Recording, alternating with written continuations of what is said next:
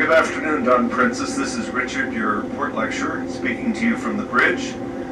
We hope you all had a wonderful day here in Boston, home of the American Revolution and hence called the cradle of liberty for the U.S. The rain nicely held off, so most of us could enjoy Boston without the rain. Boston was settled by the Puritan colonists in 1630. These were not the Pilgrims, whom we'll talk about a little bit later, but the Puritans were a group of English Protestants in the 16th and 17th centuries.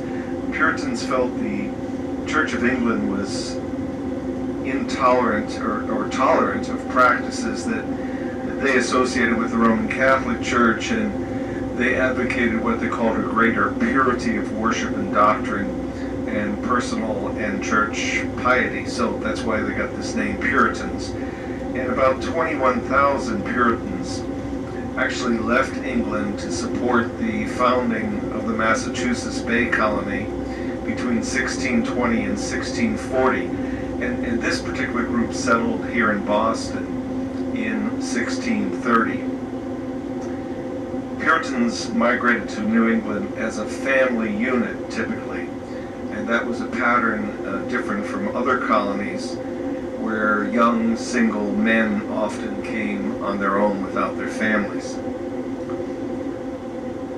Today Boston has a population of about 600,000, but the metropolitan area has a population of 4.7 million, and the vast urban sprawl along the New England coast from Boston to New Haven, which in the U.S. is called a combined statistical area, has about 7.5 million people. If you try to drive from Boston down to New York without using the interstate highway system but using the old U.S. routes, you would go from one city to another all the way. And I once tried this when I was a kid, thinking if I did it at night, I might avoid the traffic. And driving through all these little cities at night, I must have gotten stopped 20 times by police who had nothing better to do than eat donuts, drink coffee, and stop this kid driving through their city at night.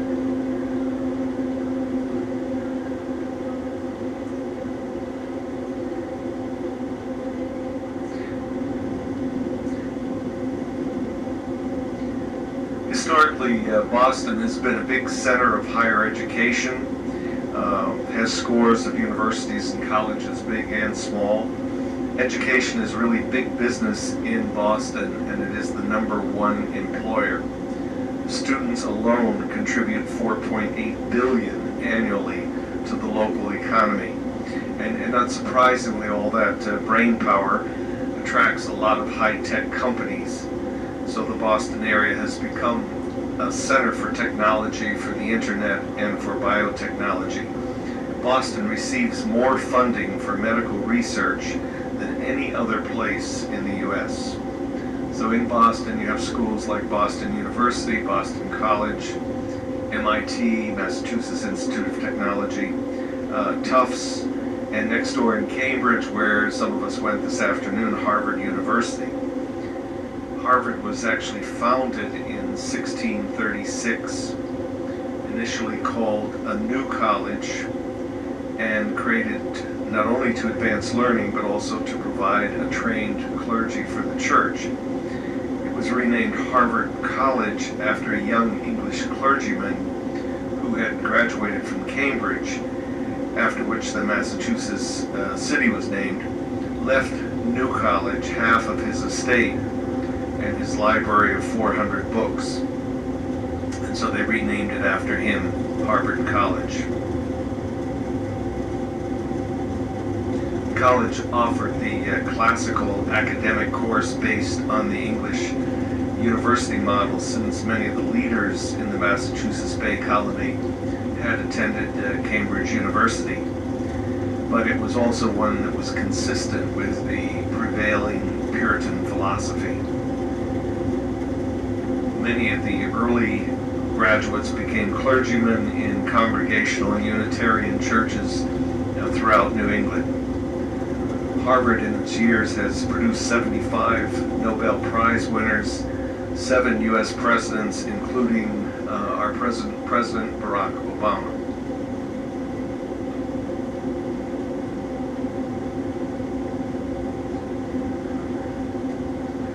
The Port of Boston, from which we're sailing, is the largest port in the state of Massachusetts, one of the principal ports on the east coast of the U.S. Historically, it's been important for the growth of the city of Boston. Originally, the downtown area where many of you may have toured around, which is now mostly a popular area with ferries and leisure craft, but the commercial port has more or less moved out to areas like Charleston, East Boston, South Boston, and Everett. So we're sailing from one of the Port of Boston facilities called Black Falcon Cruise Terminal. It's in South Boston. The terminal receives about 100 cruise ship calls a year from 20 different cruise lines, about 200,000 cruise passengers a year. There are 3 cruise ships that home port here during the cruise season, which runs from April to October.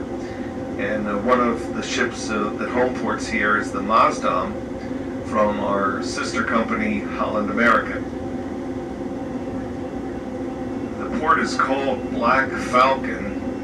Interesting choice of name, since the most famous Black Falcon ship was owned by the pirate William Kidd, and it would hardly be appropriate in these days of piracy at sea to name a cruise ship port after a famous pirate ship. Actually, the Black Falcon cruise terminal gets its name from a 440-foot Norwegian merchant vessel, which caught fire here in 1953, claiming the lives of 8 longshoremen.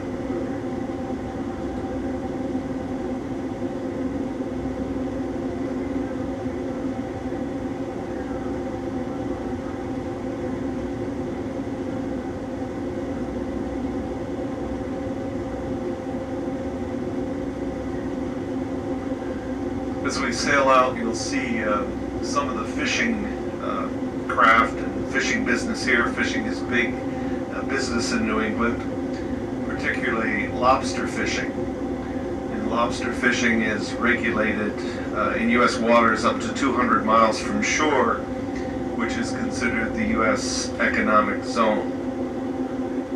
Lobsters, which I hope some of you were able to have for lunch, are caught in traps called pots. And inshore lobstermen have a limit of 800 pots per license. Regularly will pull up between 200 and 400 pots per day.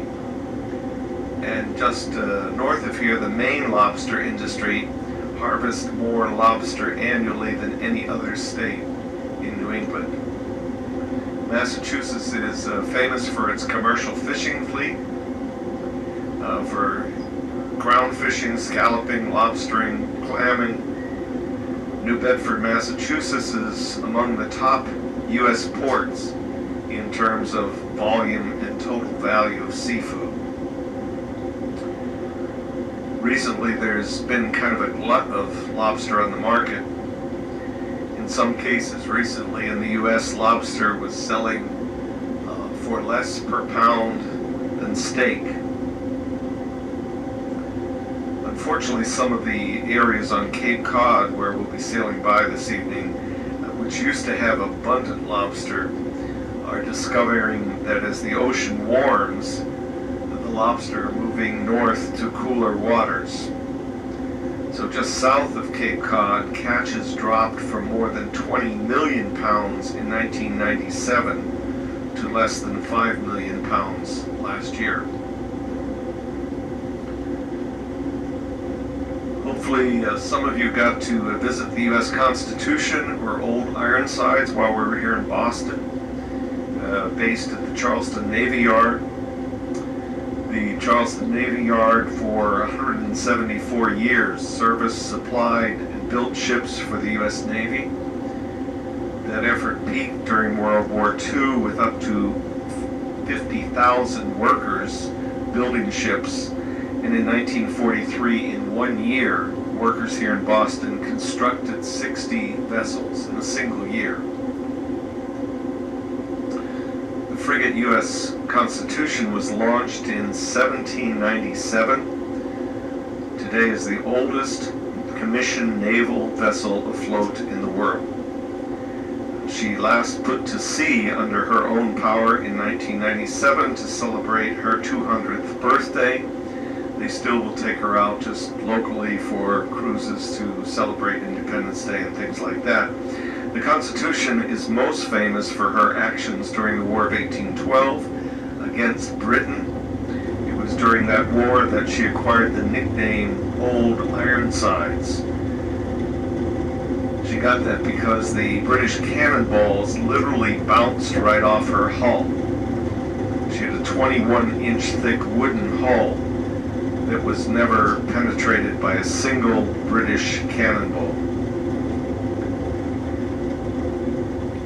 It's interesting to look at the provisions that were loaded onto the Constitution when she sailed from Boston 212 years ago on July 27th. With 475 crew and officers, she took on 48,600 gallons of fresh water, which is about 102 gallons of fresh water per man.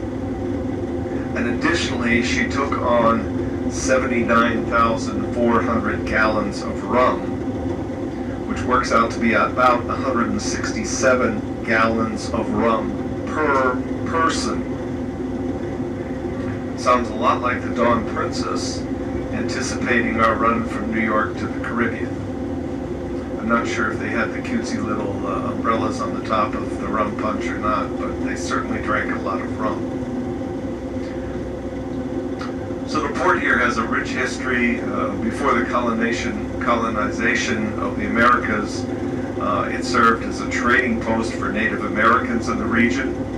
After the establishment of Boston settlement by John Winthrop in 1630, it developed a local shipping industry and shipbuilding industry, and the port really was very important to the rapidly expanding American colonies. During that time, trade flourished with Britain in exchange for lumber, fully constructed vessels, rum, and salted fish.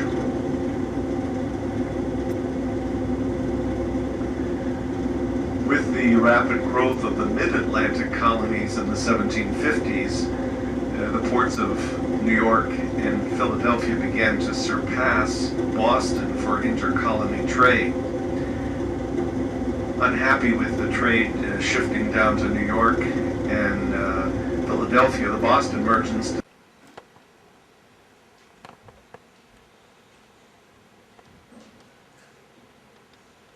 other foreign nations, and so of course Britain began imposing all sorts of tariffs, and that encouraged the anti-British settlement. So at the time there was no Starbucks or Dunkin' Donuts in Boston, and much like you Aussies and Kiwis, Bostonians got their caffeine from tea and not coffee. And what were perceived as excessive British taxes on sugar and tea aggravated the colonists, and at what has become known as the Boston Tea Party, in 1773, a group of colonists thinly disguised as Indians boarded British ships and destroyed the cargo of tea, throwing it into Boston Harbor.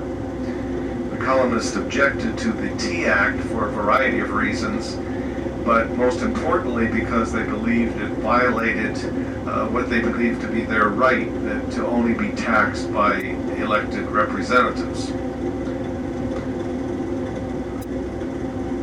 So protesters had prevented the unloading of taxed teas in 3 other colonies beside Boston, but in Boston, the royal governor refused to allow the tea to be returned to Britain. And apparently he didn't expect that the protesters would choose to destroy the tea rather than concede to the authority of Parliament, in which they were not directly representative. So the Boston Tea Party was a key event in the growth of the American independence movement. Colonists in turn responded with all kinds of acts of protest and by convening the First Continental Congress.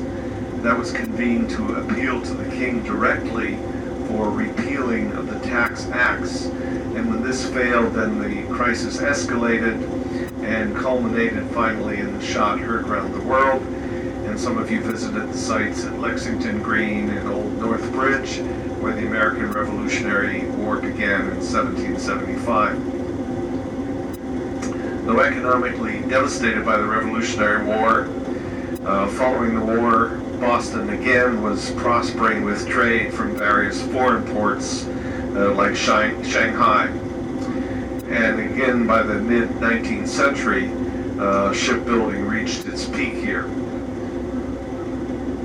With the start of the Industrial Revolution in the United States, activity in the port turned toward trade between the states. 1966, containerized shipping was developed, and the port again became an important port on the eastern seaboard. The Port of Boston is the oldest continually active port in the Western Hemisphere and the New England Maritime Hub. And today the port's activity supports some 34,000 jobs, contributes more than $2 billion to the economy, and provides facilities for cargo cruising, commercial fishing, petroleum, liquefied natural gas, and that petroleum and natural gas supplies more than 90% of the heating and fossil fuel needs in New England. If you catch the news from the U.S., sometimes you'll hear them talking in the current political movement about the Tea Party, which is actually named after the Boston Tea Party of 1773. But in the current Tea Party movement in the U.S., TEA, stands for Taxed Enough Already, and is kind of a direct response to the enormous amounts of tax money spent in the U.S. to bail out financial institutions in response to the financial crisis, and a series of healthcare reform bills that are unpopular with many people. If you look off right now to the port side of the ship, you'll see the main runway of Logan International Airport. Hopefully airplanes coming in blip over us because we're right on the main runway, no less. This is New England's largest transportation center. More than 40 airlines flying non-stop to more than 100 domestic and international destinations. Logan ranks 20th in the nation in passenger volume, 19th in flight movements, employs approximately 12,000 workers, and stimulates the New England regional economy by approximately $7 billion a year. You realize as we're headed to New York that the two planes that flew into the World Trade Center actually both originated here in Logan. This afternoon we'll be sailing by the Boston Harbor Islands National Recreation Area, which is situated among all of these islands dead ahead of us. This is a protected environmental area of 34 islands. Includes lots of hiking trails and beaches for recreational use. You get out there during the summer by a lot of ferries and shuttle boats that go out there. Coming up now on the starboard side of the ship is Fort Warren. Fort Warren is a historic fort on George's Island at the entrance to Boston Harbor. This stone and granite octagonal fort was constructed from 1833 to 1861, completed shortly after the beginning of the American Civil War. Fort Warren defended the harbor from 1861 through the end of World War II. During the Civil War, it served as a prison for Confederate soldiers and Confederate government officials who had been captured. The fort remained active through the Spanish-American War and World War I. Then it was deactivated, only to be reactivated during World War II. It was permanently decommissioned in 1947 and is now a National Historic Landmark. was named for Revolutionary War hero Dr. Joseph Warren. Dr. Warren was actually the one who sent Paul Revere on his famous ride. Dr. Warren was later killed at the Battle of Bunker Hill, one of the first great battles of the American Revolution, and the place where the ragtag colonial army showed that it could stand up to British troops in a pitched battle. Interestingly, the famous Northern Union marching song, John Brown, which goes something like, John Brown's body is molded in the grave. Well, that song was written at this fort using a tune from an old Methodist camp song. And the song was carried to the Army of the Potomac by the men of the Webster Regiment, the 12th Massachusetts Infantry, who had mustered at Fort Warren. A lady by the name of Julia Ward Howell heard this song while visiting Washington, D.C., and she was kind of appalled at the lyrics. And so at the suggestion of her minister, Miss Howell was encouraged to write new words, and she wrote the words to what has become the Battle Hymn of the Republic. It was originally published as a poem and then matched with the melody of John Brown's song, and became one of the best remembered songs of the Civil War era and a favorite patriotic and religious song in the U.S. to this day. That's the Glory, Glory, Hallelujah, His Truth is Marching On song.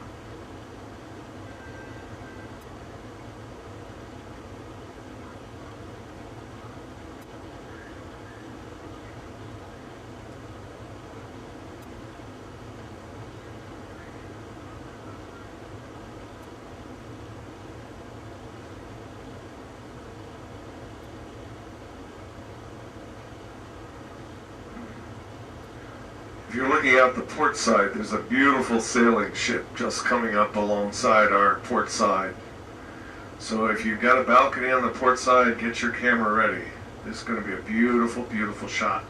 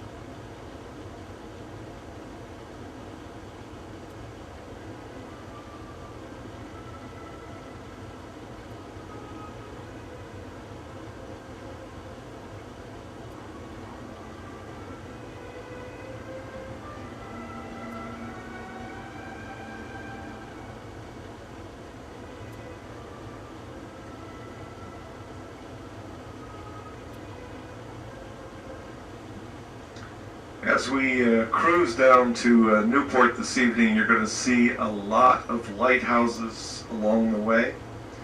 A couple of them up here, and then you'll start seeing them all up and down the coast. Before I tell you the next story, I need to be sure the captain is busy giving orders and not listening, because you all know that we have a lot of Italian captains and bridge officers on Princess Cruises. And years ago, long before it was acquired by Carnival, Princess acquired a wonderful cruise line named Sitmar. And for a while it was an interesting experiment in merging two very different corporate and nautical cultures, British and Italian. Well, eventually it all worked out, and today Princess has the best of both countries, as well as folks from a whole lot of other countries. But when this ship, Dawn Princess, first came out on her inaugural cruise, she had an Italian captain. And one night, in the middle of the night, on her inaugural cruise, the bridge team saw some lights in the distance flashing out a message, a signal, semaphore message in code, lights flashing on and off. And they looked at all the massive new computers on this grand bridge and instruments on the bridge, and they couldn't find any that would translate the semaphore signals, so they figured they better wake up the captain. Well, the captain was an Italian captain. He was in the middle of a marvelous lit dream where he and Sophia Loren were out having dinner. Sophia had this low-cut gold lame dress on and was bending over the pasta, reaching over to wipe the sauce off the captain's chin. And in the middle of that wonderful dream, the guys on the bridge disturbed him, so he wasn't really very happy about coming up to the bridge. And he looked out at the message flashing out, and he translated it. And the semaphore signals were flashing out the message, urgent, change course immediately. And the captain was very unhappy.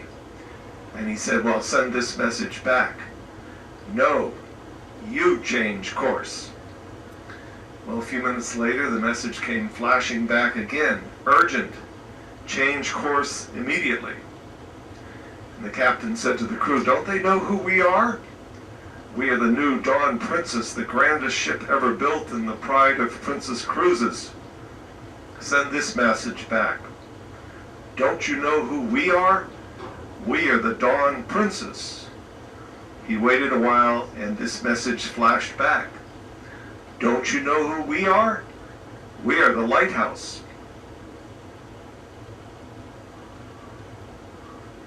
So if you like lighthouses, you're going to see a whole lot of lighthouses tonight as we sail along the New England coast.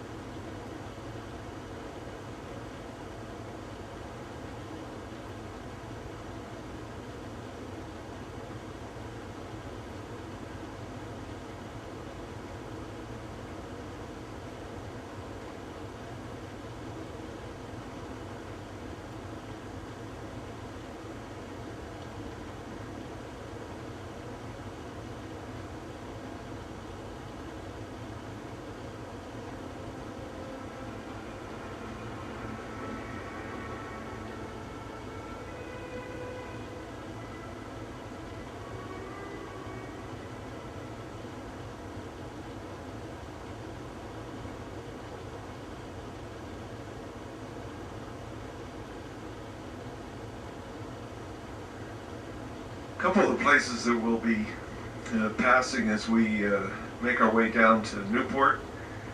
One is the town of Plymouth. Plymouth Harbor is on Plymouth Bay and is the site of the landing of the Mayflower, which is the boat that brought the Pilgrims, not the Puritans, but the Pilgrims over. And that's where the Pilgrims stepped off, presumably on a rock called Plymouth Rock, to establish a permanent settlement at Plymouth. So remember my lecture, I gave you the quote I got from a seminary professor, history as a living fact consists not so much in what actually happened as in what people believe to have happened? Well, aptly it applies to Plymouth Rock. There's no contemporaneous reference to the rock, and the first written reference to the Pilgrims landing on a rock is not until 121 years after they landed, presumably after tourism was discovered. Yes, they probably did step on rocks, but of all the rocks, if it were a religious thing, maybe you could claim a vision, but how did they know it was this rock? Well, this granite rock allegedly passed from generation to generation in the first century after the Pilgrims' landing in 1620. Now, who would have thought to keep the rock? I don't know. But when plans were afoot to build a wharf at the Pilgrims' landing site in 1741, miraculously a 94-year-old church elder and record keeper showed up with what he claimed was the precise rock his father had told him was the first solid land the Pilgrims set foot upon. Unfortunately for Plymouth, the Pilgrims actually first landed on Cape Cod before moving on and choosing Plymouth as a place to settle, but why should that get in the way? So anyway, the rock, now with 1620 conveniently chiseled on its face, has had a couple of grand homes to prevent souvenir hunters from chipping it all away. It now rests in a very authentic Roman Doric portico, which somehow fits in, I'm not sure how. And during the rock's many journeys throughout the town of Plymouth, numerous pieces of the rock were taken, bought, and sold. And today it's estimated that only a third of the original top portion remains. The original rock is estimated to have weighed about 9,100 kilograms. But faced with the religious and political climate that really didn't accept their views, the Pilgrims fled the East Midlands of England, originally to Holland, and then, concerned about losing their cultural identity, arranged with English investors to establish a new colony in North America. That colony, established in 1620, became the oldest colony continually inhabited British settlement, and the second successful English settlement after the founding